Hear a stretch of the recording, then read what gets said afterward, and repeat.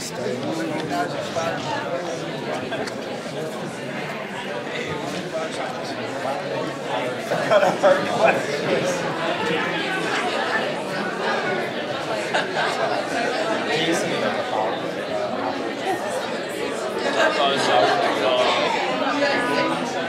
talked to him.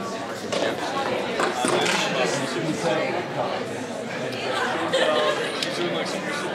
I'm just a direct question to Dr. Yates. Yes. Okay, so we're going Anybody else have a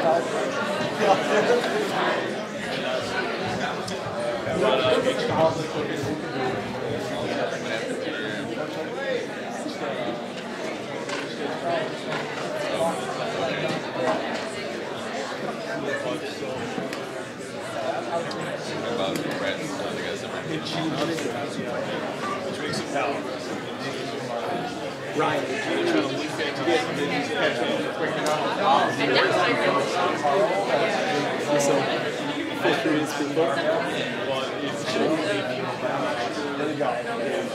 Dr. O'Kane is the one, so that she has to sign it personally. I don't know or whether 1.4 you might be able to do it. what? If it takes a little bit. But as soon as so one of the reasons whatever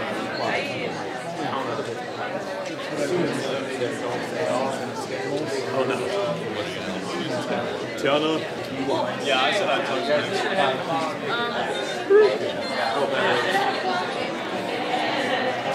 Okay, where should we sit? Hey, Tiana. Yes. Fill up the front row.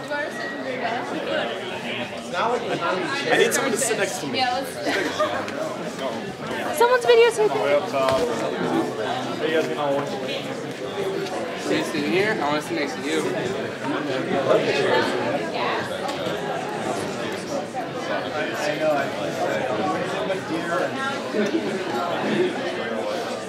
Hey, you guys, you dudes, move down one seat. Well, hello everyone. Welcome to the God Formula, sponsored by University Christian Fellowship. I just want to thank you all for coming. Check out tonight, hear the professor speak. You all got a blank 3x5 note card when you walked in. Those are for some questions. If you think of some questions, or if you're too shy to ask the questions, we'll be collecting those in about 10 minutes.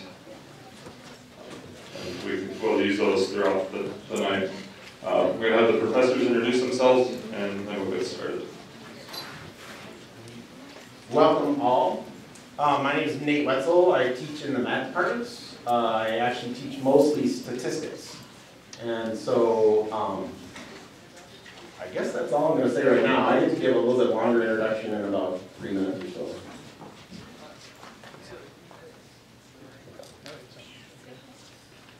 I'm Ron Masters. I'm in the forestry discipline.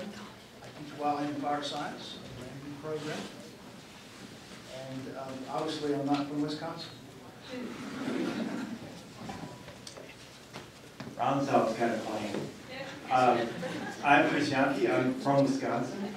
I'm the chair of the biology department. I teach primarily right now mammalogy in the fall and comparative anatomy, as well as some other things, including first year seminar, which is a great class to teach. So yeah, I'll hand it over to Jason. I'm Jason Riddle. I'm in the CNR, like Ron, except I'm in the wildlife discipline, and I teach a mix of wildlife management techniques courses and a wildlife applied statistics course. And I too am from a warmer climate originally, like Ron. I guess I should tell where I'm from. So I grew up in Platteville, Wisconsin, so I think I have the Wisconsin accent. Anyway, my job is to introduce things just a little bit. The title here is the God Formula. I had to look to remember which one has God disproved science. No, it has science disproved God. And our goal here is to try and discuss the relationship between science and faith. And the basic deal is, and I'm going to pretty much read, just because I try to put my thoughts together a little bit more organized than I might if I just rambled. But science is supposed to and tries to study the nature of matter, how it behaves, how cells function, how organisms function, how ecosystems function, and how that works. And faith has the physical still in view, but focuses on God and the nature of God and how God behaves, and the nature of humans and how we behave, and the relationship between God and humans. And so when we do science, we use the scientific method, we do experiments, we analyze statistics, we ask specific questions about nature, about the things that we see, that we observe, that we can experiment with. And we assume in science that nature is understandable, that it's uniform, that observable patterns that we see provide keys to understanding unobservable patterns, such as atoms, bosons, etc. And our acceptance of things that are true in science really depends on how certain we are of the data or the things that we're observing. In contrast, though not entire contrast, and that's part of why we're here today, is to say that faith is understanding and looking at God. And we make the assumption that God makes himself known through nature. And so one of the things, and I always have to tell my class, and so I'll make sure I clarify with you, I try and say the truth. There's a quote by a woman named Florence Nightingale, and lots of you have heard of somebody named Florence Nightingale, though my understanding is this quote is not from the Florence Nightingale that you heard of, okay, because there was a famous statistician who, although Florence Nightingale in the 1800s was also a statistician, there's a famous statistician in the early 1900s named Florence Nightingale also, and she said that in order to understand God's thoughts, we must study statistics. For these are the nature of, or the measure of God's purposes. And I often give that quote to my class because I think what we do in science and statistics is trying to understand nature. And in my view, that's also trying to understand God. But as a Christian, I also believe that God has put other things to communicate, put other things in our lives to communicate and tell us about him. One of those is nature, but another one of those is Scripture, the Bible.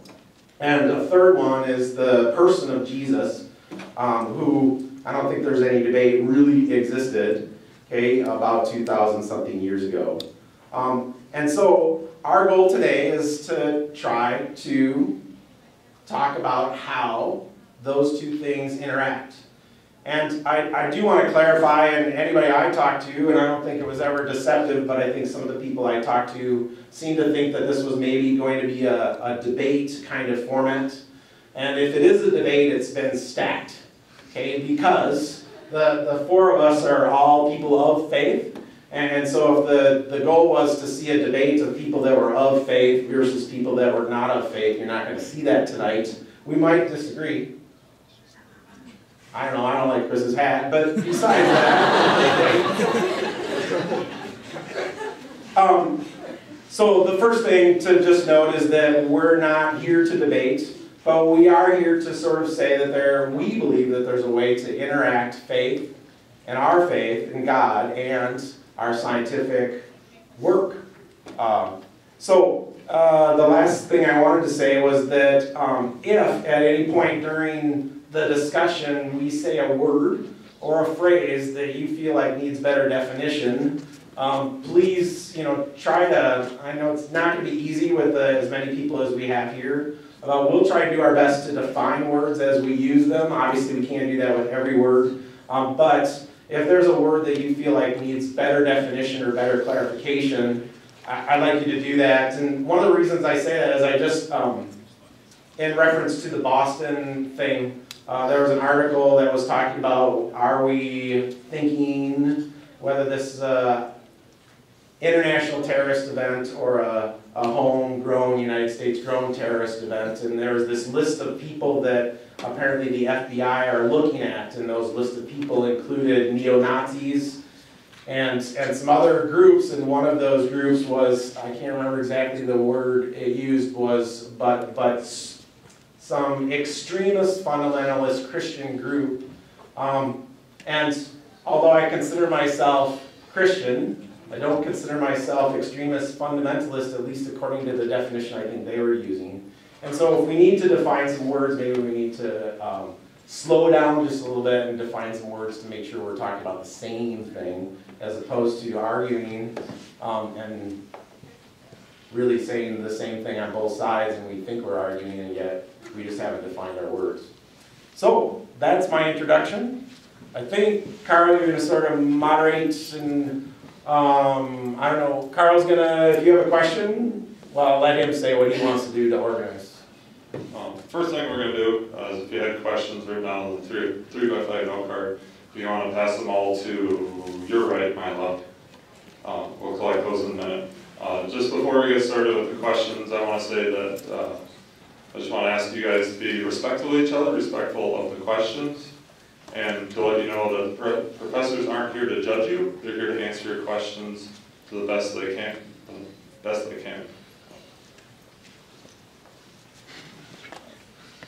Who has some questions for us?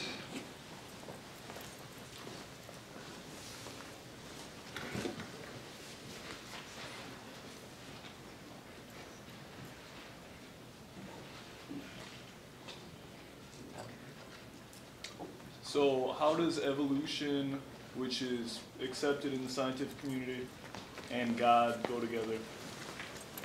Say that again, sorry. How does evolution and God go together?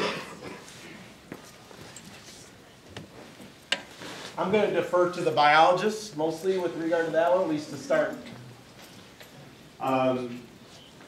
I was at an event a couple weeks ago now. It was Crew, it's another organization of Christian students on campus, and I spoke a little bit, and then I got down and someone came up to me afterwards and they're like, oh, you know, you're the chair of the biology department. How does that work that you believe in, how does it work with your colleagues that you're a creationist and the chair of the department? I'm like, I'm not a creationist.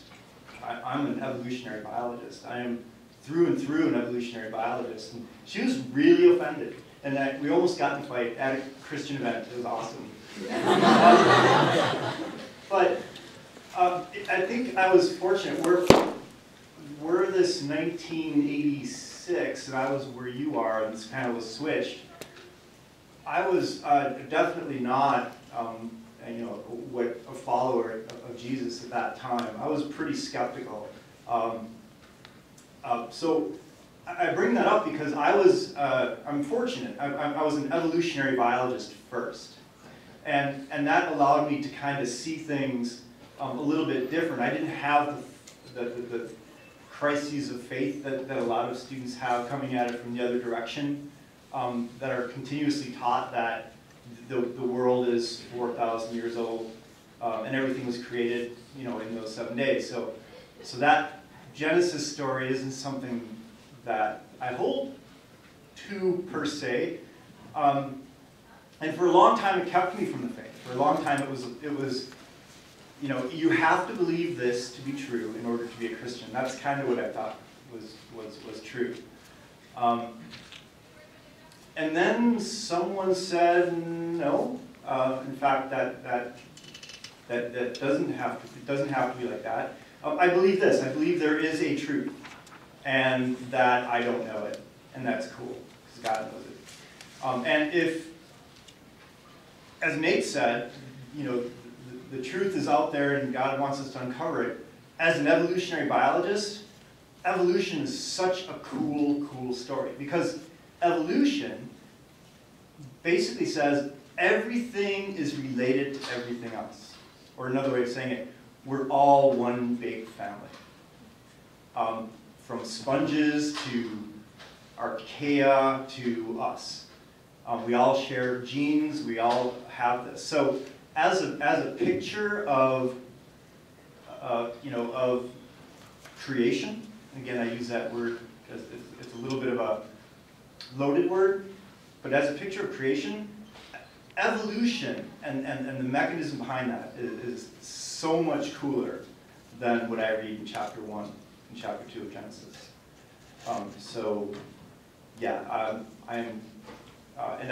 there's other there's other good Christians that are strong evolutionary biologists. So you can be both. All right. I'm going to start reading some of the questions that are written. You guys keep thinking about things. If you have questions, we're going to get to your verbal questions for pretty much the remainder of the night. But we're going to start with some of these written ones. So here's the next question. Can you address the inaccuracies of the Bible? For example, the Bible says the earth is only a few thousand years old, while science says the earth is billions of years old. So maybe this ties to your question a little bit too. So I had the opposite journey that Chris did. When I was in your shoes, except it was in the 90s, right? So for Chris, during the Reagan years, me, it was during the Clinton years. So when I was in your shoes, I started college off as a young earth creationist, so I believed that the earth was quite young, in relative terms, and have been brought up in a tradition that pushed that view fairly hard. And so part of my mission early on, well, first I had to decide whether to be a biology or art major. Right, this was my dilemma in high school, and I decided to go with biology. And I was convinced that my mission in life was to go on and eventually debunk Darwin and his ideas. Right, so early on as a biology major, I was considering for an advanced degree either seminary or biology, but biology is sort of a subversive move, so I could continue to, learn more about what I had to dispel eventually. But over time, as an undergrad, specifically in an ornithology class, my views started to change, and in particular, what really did it for me was a passage I read in the Psalms, which was a reminder of how God speaks to us through his words, but also through his works. So, and if God is truth, then those two things shouldn't conflict with each other, right? Why would I get one story one way and another story a different way? And so over time, the way that I reconciled those things that made the most sense to me was to accept the story in the early part of Genesis as more of a symbolic story. And in terms of the issue of time, I think a good example of this is, we think of a day as a 24-hour period, right? The earth spins around the whole time, and once you're facing the sun from the exact same spot you were previously, then a day has passed. And to me, that there's some symbolism in the Genesis story is evident, and that I don't think the sun's created until day 4, right? On the first day, there's lightness. Light is separated from darkness, and there's day and there's night, and that's the first day. So it's defined for the first half of the week of creation in a way that's completely foreign to the way that we understand time, right? As one spin of the earth. So, to me, that's kind of an example of how I think there's other important points from Genesis 1 about, God being creator, there being an order to it, and us being entrusted with its stewardship that supersedes whether or not that must be a literal interpretation or not.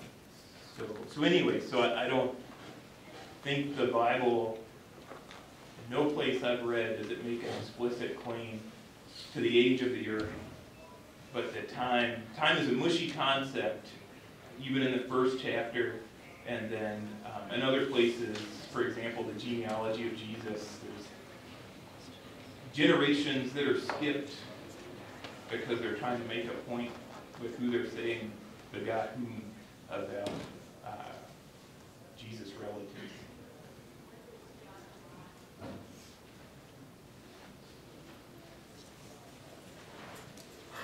me that I'm going to try and answer something that both Chris and also you have mentioned now.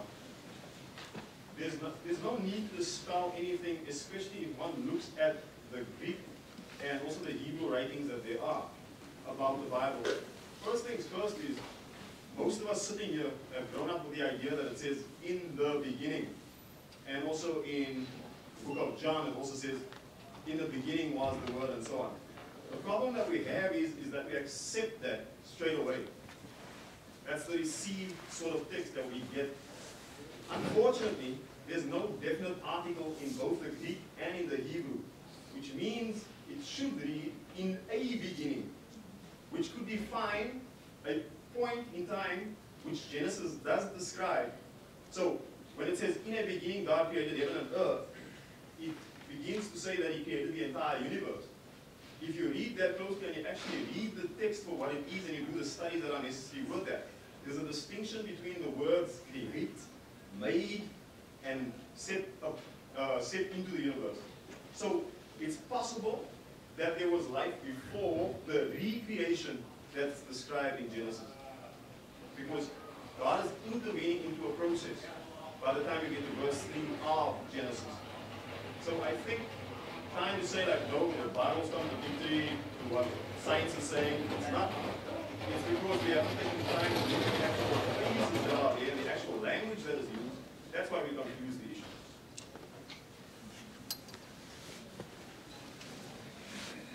Just wanted to go back to the earlier question. In regards to exactly how God did it, I do believe He did it. I came to the Lord again in my college years, like I presume several others did. And yeah, I did have a trial of faith. I did wonder about Christianity when I saw Christians fighting and backbiting and doing things like that, and that troubled me. This is what we were supposed to be about, a different order, and I came out of even earlier than these guys, in the late 60s and 70s when it was love, peace, and dope. You know? So I was all about love, peace, and dope, and I was a dope. So sorry, Dad. So, and I had, many courses that were filled with evolution and some direct attacks on my faith. And so I just advocated and said, okay, these guys know what they're talking about. And that's fine. And I mean no disrespect to them. So there's passages in Hebrews, passages in Genesis 2nd chapter, which talk about generations, which talk about ages. And sometimes we get too hung up on this little day, it was one day this, one day that. Well, time is something that we're bound by and something that God's not bound by. So do I know the exact way that He did everything? Did it look like a big bang? Well, obviously it did. That's what we perceive. And that's what science, the best science we have, tells us. So, the point, I think, of all this discussion is not the exact mechanism that He used, but the fact that yes, I'm a scientist, and I definitely believe in God, and it reaffirms my belief in God.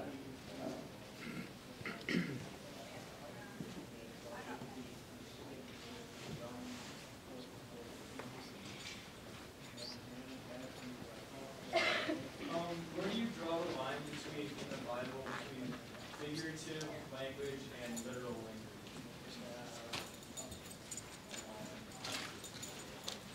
I think as we read the Bible, and I include everybody, I encourage all of us to read the Bible. Certainly a good piece of literature, whether you want to believe in God or not. But as we read it, we need to read it in context. So there's some pretty clear things that we would all do, and when we read the newspaper, we would read it in context. I brought a newspaper along, and as I was walking here, I was thinking I would find a nice article that says, the Brewers killed whoever they were playing today in baseball, though maybe that was sort of dreaming. But the Brewers didn't kill anybody. Okay, but the context, we know that means that the Brewers one in a pretty strong way. When we read in the weather section, it talks about sunrise. If somebody reads that 3,000 years from now, they'll think we were still thinking the earth was flat and the sun is what moves. That expression comes from everybody's understanding about what it means in the context is that the sun will be seen first, and from the perspective of my east-looking window, I will see the sun appear to rise over the horizon. And yet we know in science that that's not what happens. It's context. And so when we read the Psalms, if you're familiar with the Bible, the Psalms are a lot of poetry. The Proverbs are Proverbs. And the Proverbs may very well promise that if you live correctly and discipline your children, you will live to be very old. I think we all know that there are people who have lived well and disciplined their children and have not lived to be old. It's not, the Proverbs are not meant to be a promise to say it will happen like this for everybody. The Proverbs are meant to be that this is a wise saying and these are wise things to do. So I think, and really in reference to the comments in the back, I think as we study the Bible and try to take the Bible and apply it to my life, I need to think hard about what it meant to the writer, what it meant to the original readers, and then what it means to me.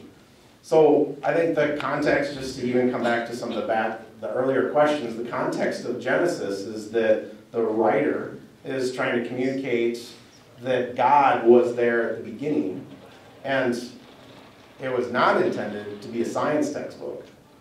No more as the newspaper was intended to be a science textbook, and so 3,000 years from now, if they pick up today's New York Times and say they believed in a flat earth and the sun rises, that's not true.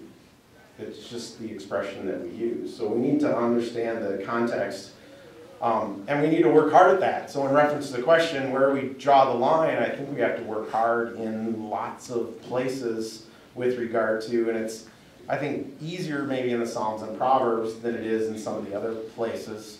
But certainly, I think my belief is that the narratives in the Bible, the stories in the Bible can be taken fairly literally. Again, in context, okay, to say that if they're, I don't remember my Bible all that well, but if it said the Brewers killed the Tigers, oh, sorry, the Brewers don't play the Tigers anymore, but anyway, that's not literal kill that in the expressions of the day. So we maybe have to think about idioms and those kinds of things also that are in there, because that's what we write. I'm going to just briefly say, if you haven't, as pure entertainment, read the Bible, especially the Gospels, because do any of you know gullible people? Like you say something and it's supposed to be not literal, but they take it literal, and you're like, oh, you're so gullible? Right? I mean, just read Jesus' words and the reactions of the apostles, or the reactions of some of the disciples, and it's like, they're so gullible sometimes, and it's kind of fun to just see how, God, do you really mean this? And it's like, no, it's like, so you just see Jesus, no, I didn't, this is the point, you missed the point. So, yeah, how much that, if it's clear, in some of these examples of, even the people with Jesus are missing it. It's a reason that we still discuss it 2,000 years, 4,000 years later. I mean, it's still a fairly mysterious, wonderful book. If you read it just from let's see how many times Jesus zings the apostles. Just read that part.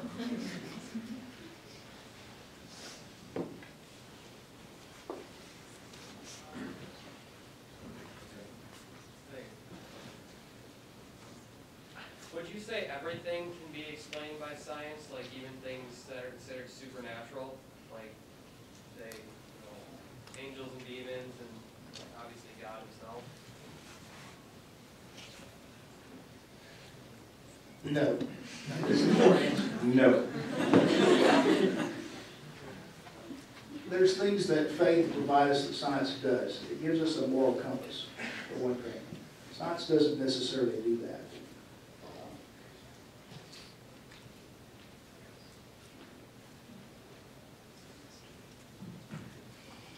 Go ahead over there, Bill. How would you apply, because you said that you have to look at the Bible in certain contexts of how it was written. Can you apply context that science gives us to the Bible and have it fit, or can you take context in the Bible and apply it to science and vice versa? Or are they more separate things? Because back to the question about like the discrepancies in the Bible, can you kind of fix that somehow to make it make a bit more sense, or is it just like pretty close? I want to try to repeat the question just so that everybody in the back can hear it. I think if I'm, as we try to think about the Bible, can we explain things about the Bible, or can science help us explain things about the Bible and vice versa? Is that sort of a good summary of what your question was? I hadn't really thought about my answer, except that I was getting a little bit of a message from the back that they couldn't necessarily hear the question, so I wanted to.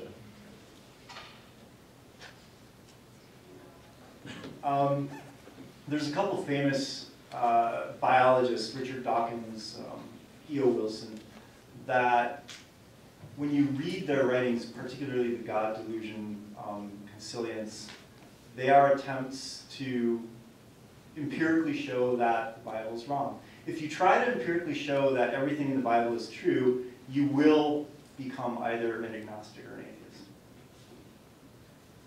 I don't know if that answers your question, but it's, you know, that's not really the, it would not occur to me as a scientist to apply what I'm doing in terms of my observation or scientific method, whatever we mean, apply that to spiritual questions or biblical questions. There are people that try in the fields of neuroscience and stuff like that to see the effect of spirituality on the brain. That's a different kind of question. But yeah, if we start going through and saying, is it possible that Mary was a virgin and there is such a thing as a virgin birth? To me, those are not really questions I'm interested in. And again, each scientist, you know, that's always a question that we have. What questions are you interested in? And I don't know many scientists that are interested in those kinds of questions. And yeah, and I don't think I'm disagreeing. I think that as a person who tries to live a life where things make sense in my head, I don't think I can separate my life and say, here's my Christian life and that lives over here, and I get to do that on such and such hours and such days, and then I transfer and I do my science life at other parts of the day. So, I mean, I feel like I need to say yes to that question, that there are aspects of my scientific inquiry that sort of asks some questions that says, how does this fit with what I read in the Bible? And vice versa, so that I can live as a whole person, as opposed to a person that has, you know, a Jekyll and Hyde sort of personality. But there are some times when I think we have to say, I think God's bigger than I am, and so there's some things I don't understand, and I will choose to live that way, but I think I choose to live that way even about things that are not faith-based. So. Well, first off, I believe that the Bible is the inspired Word of God. I believe any discrepancies that I may perceive are due to my fallibility, if you will. And, you know, archaeology confirms many things about the Bible. So there's that way that science works together. As a scientist, there's things that I'm interested in that pique my interest. You know, for example, in Genesis, it's fascinating to think about, you know, for the first period of time, there was no rain, according to the Bible. So maybe I don't really understand your question, but again, I would just reiterate, the Bible is not a book of science. It's a book about God's plan for humans and for how we should get along together. It's about the hope that we have in Jesus Christ.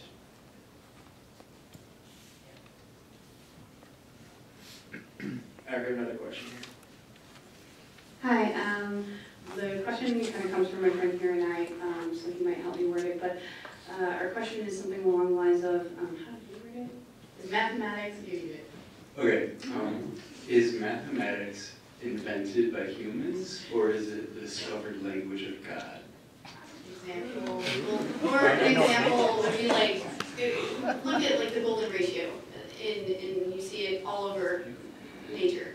I mean, is this just something that is like a complex way to kind of understand the way God maybe works in the world? Or, I don't know, Kim and I are both really nerdy this way, but I'd love to hear your thoughts. So as a mathematician, I like to think